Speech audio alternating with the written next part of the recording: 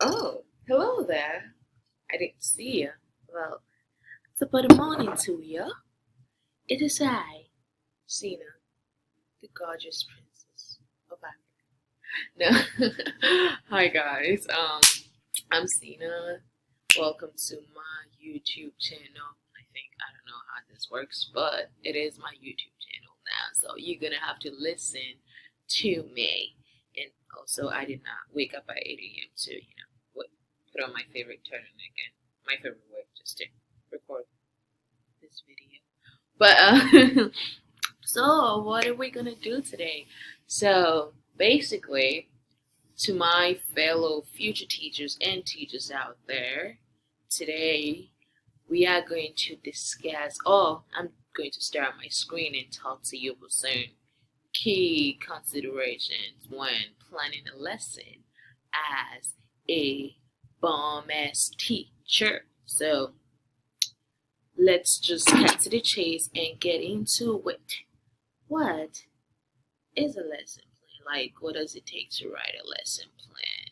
What do you need to consider when writing a lesson plan? These are like questions that we as teachers supposed to be able to answer, or to a certain degree no, because not everybody can write a lesson plan. It takes a brain, like a very, very brilliant brain. XBA, me, not really. But it takes a lot of stamina for a teacher.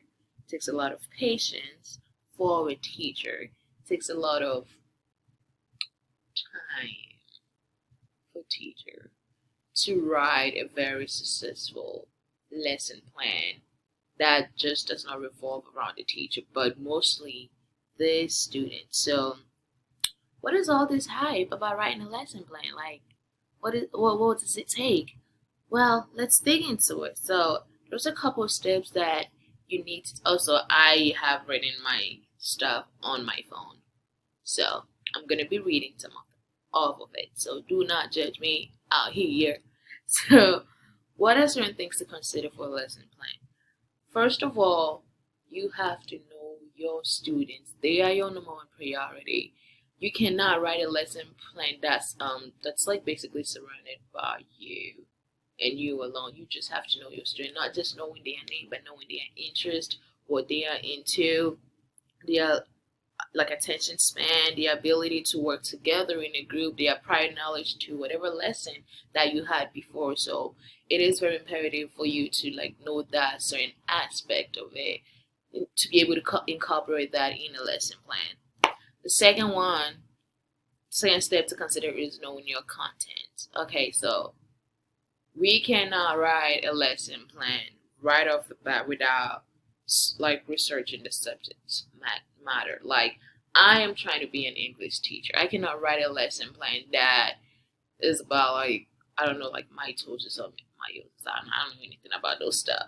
So as a teacher, if I'm writing as an English teacher, if I'm writing a lesson plan, I would want to be like know my content or write stuff within my content area. I can incorporate other subjects into it, but for the most part, it has to be your content area and what you know. You have to know your content area because that is very important, and not just the things that you want to put.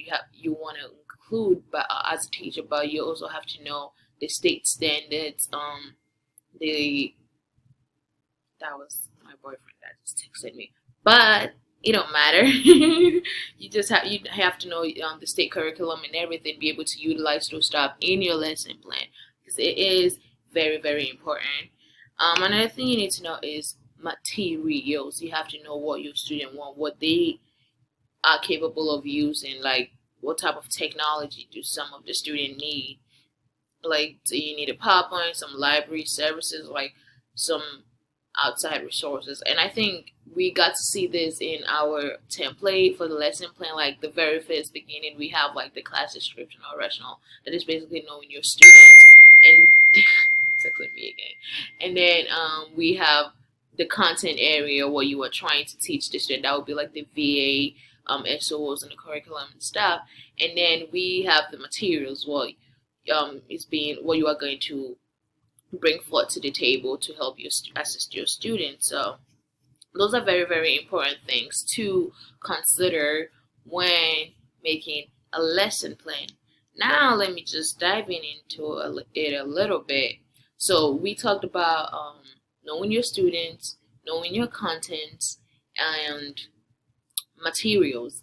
Now, let's talk about objective, which I think is like the most important ones as well, because you have to let your students like identify the objectives for your students to know what they are required to know and what they are required to do and what they need to understand in the course. Because I could write a lesson plan without and then put in objectives in it, but my student would not even understand or get to that point of knowing what it's supposed to be like. So it is important to put in objectives when planning a lesson plan, and that objective has to be clear and understandable, for the student to know. Like, they should be able to like perform the given tags. Like, okay, for instance, like if you tell your students to like identify a theme in a poem or something, they should be able to do that because that is very clear and concise for them to understand.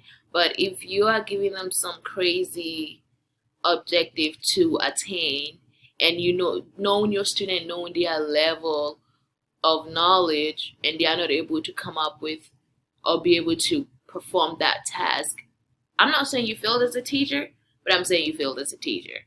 Let's just put that out there. So you have to make sure your objectives are like things that are attainable, that they are going to understand. One other thing that you need to consider when writing a lesson plan is the activities, the procedure. That is very important as well. You have to be able to give them certain directions in attaining that objective or like whatever activity that's going on in the class. You can't just write a lesson plan and then automatically assume that these kids are going to be able to do it or achieve without any clear directions from the teacher. That is why it is important to put in a procedure like, oh, first of all, we are going to do this, and when we are done, we are going to dive into doing this, and then when we are done with that one, we're going to move on to this side, and you kids are going to talk and do your work. That is how it's supposed to be. Don't just put it out there like, oh, kids, so today we are going to learn about Oedipus the King. The end. Excuse you? What am I supposed to do with that information? I don't know. Yeah.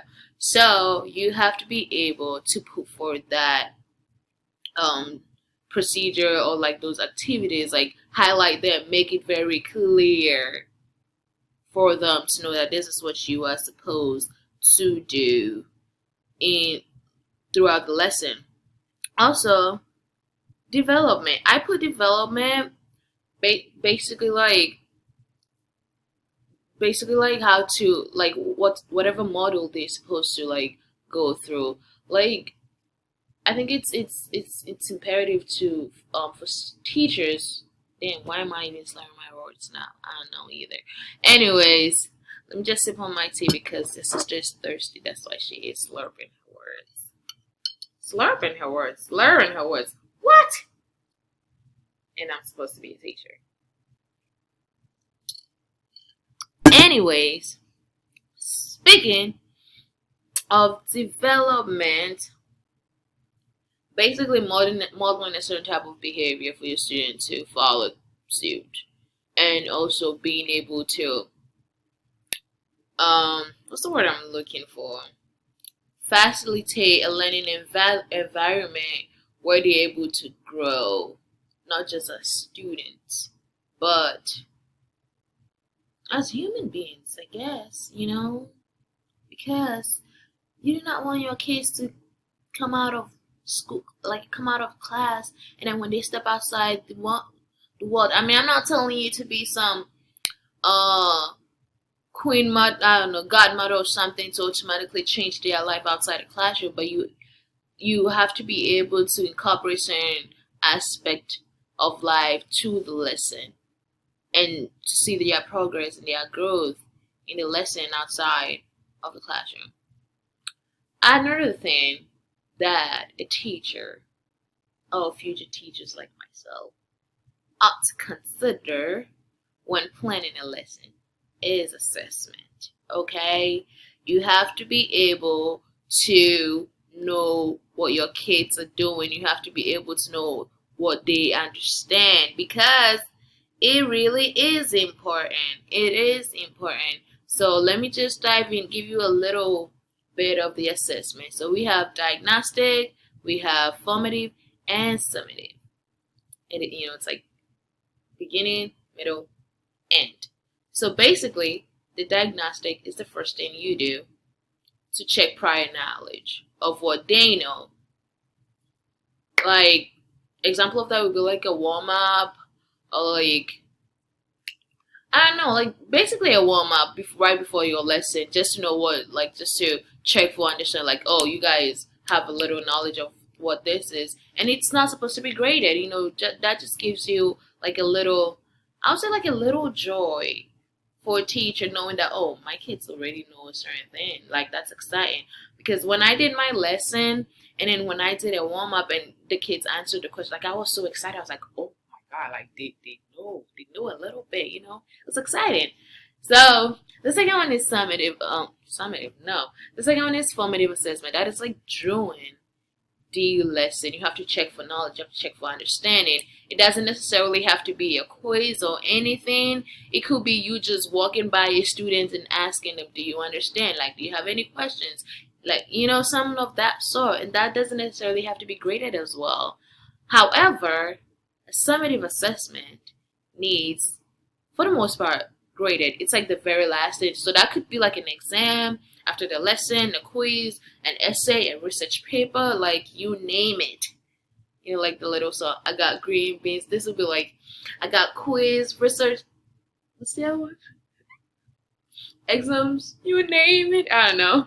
But yeah, something of that sort, so that the kids will, I feel like that would be like a final type of thing for you to know your students, or like know what they are capable of in their ability.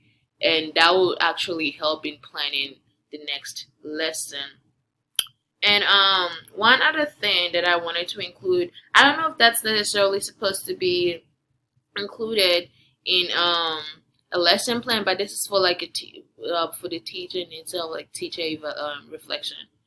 I think it is important for teachers to go back to see what they did after the lesson and what they need to improve on. Because I remember when I did my practicum lesson, my mentor teacher, she had told me the same thing. She said it is always nice for a teacher to go back to just sit down, relax, pick up some tea, and just to go over your lesson plan to see what you did wrong, what you could have done better, what to do to improve it in the future. So I think it is important.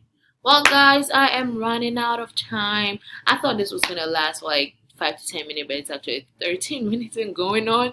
So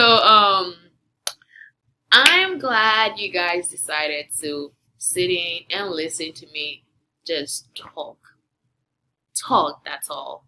But I'm excited for the future, for future teachers out there. I'm excited for what we are going to be able to achieve in the future. We have so much potential to change not just one student, but like to change the world. Like I think it's amazing for us doing these things, and representation matters, especially in academics for like young educators. So I think we are going to be all right in the teaching field. So just like, there's no link, but I'm just gonna say, because that's all the YouTubers say, check out the link below, like and subscribe. I will see you next time. Okay. Bye, guys.